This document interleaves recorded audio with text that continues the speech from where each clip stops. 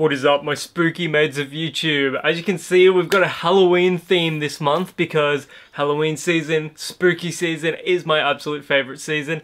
So with that in mind, actually the video is not related to Halloween in any way, shape or form, but in today's video I'll be doing my top 5 favorite fragrances for right now. I have a tendency to sort of change what my top 5 favorite fragrances are, so rather than do a comprehensive full stop top 5 favorite, these are my 5 favorites for right now. So if that sounds good to you, let's get into the video. Spooky, scary skeletons speak with such a screech.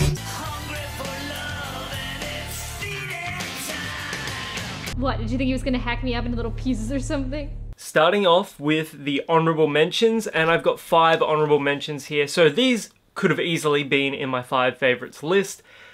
John Varvatos Dark Rebel Rider. This is a beautiful, leathery, smoky, amber forward scent. Beautiful.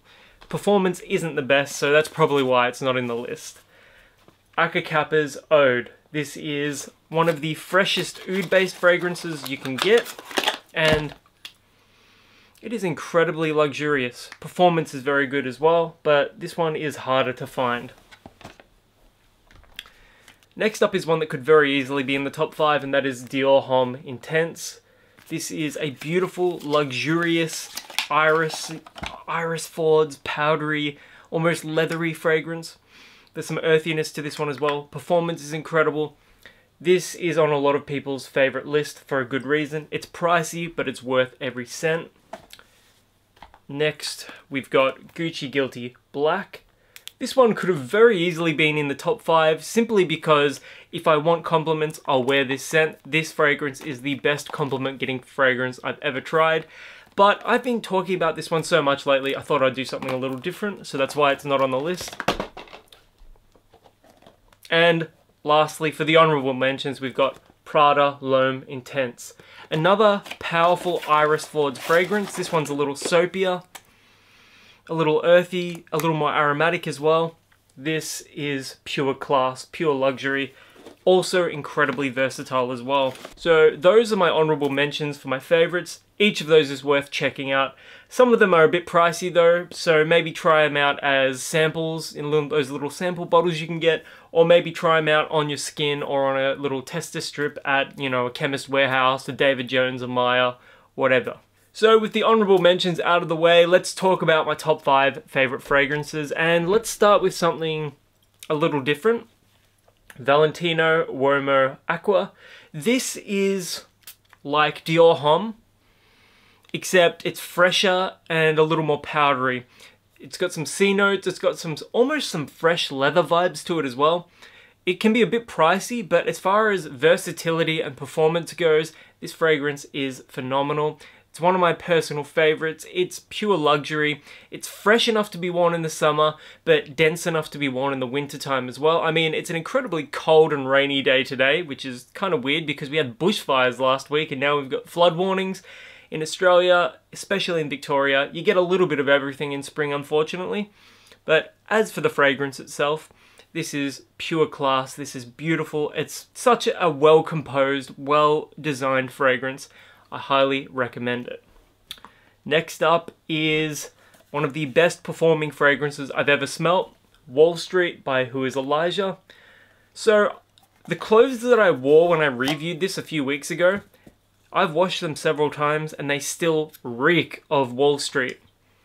This is basically a clone of Tom Ford's Tuscan Leather, except it's got an added rose note to it, and that adds a slightly feminine vibe to the fragrance, but it's still incredible. It's very smoky, it's leathery, it's incredibly dense and performative. This is one of the most beast mode fragrances I've ever smelled in my life. So for under $150, you can pick this one up. It is on the pricier side, but considering the quality is just as good as Tom Ford's Tuscan Leather, I think it's well worth trying it out. It is very strong though. You do not need more than a single spray with this one. It is very powerful. Too powerful actually, but that's why I love it. Next up is, I'm going to talk about an unexpected one, and that is Billie Eilish No. 2. This is another Tom Ford sort of clone. It smells very similar to Oud Wood. except it's a little spicier, and I would say this is more masculine than Tom Ford's Oud Wood. But once you like spray it on your skin, you get that immediate Tom Ford Oud Wood vibe. It's incredibly powerful. You only need 2 sprays of this one, and at about $105 Australian from Priceline, it's definitely worth checking out. I must admit though, when I went to Priceline and I picked this one up, none of the people that were working in Priceline liked the way this one smelled, except when I sprayed it on my skin, and then they liked it all of a sudden, so I don't know what that has to do with anything, but maybe in a more male context, a more masculine context, this fragrance smells better.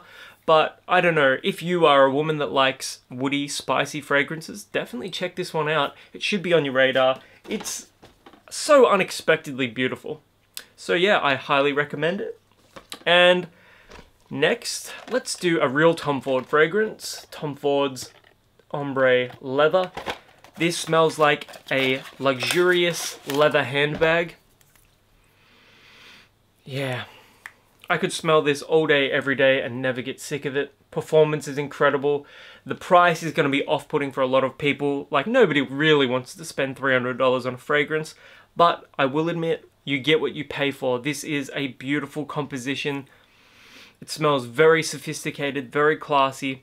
And I just love the balance between how animalic this fragrance smells, the leather quality of it, and how classy and rich it smells as well. I love the balance between how animalic ombre leather is and how beautiful the composition is.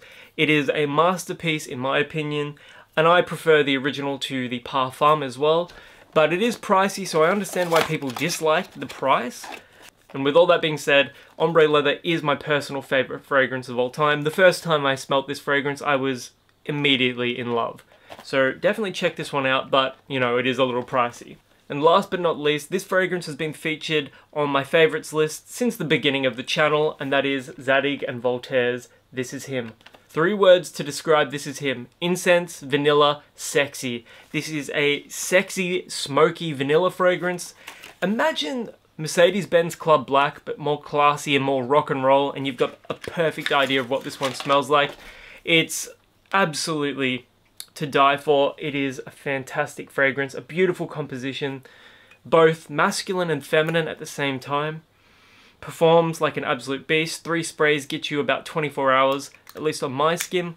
If you would like a less smoky, more patchouli forwards version of this, check out Zadig and Voltaire's Just Rock.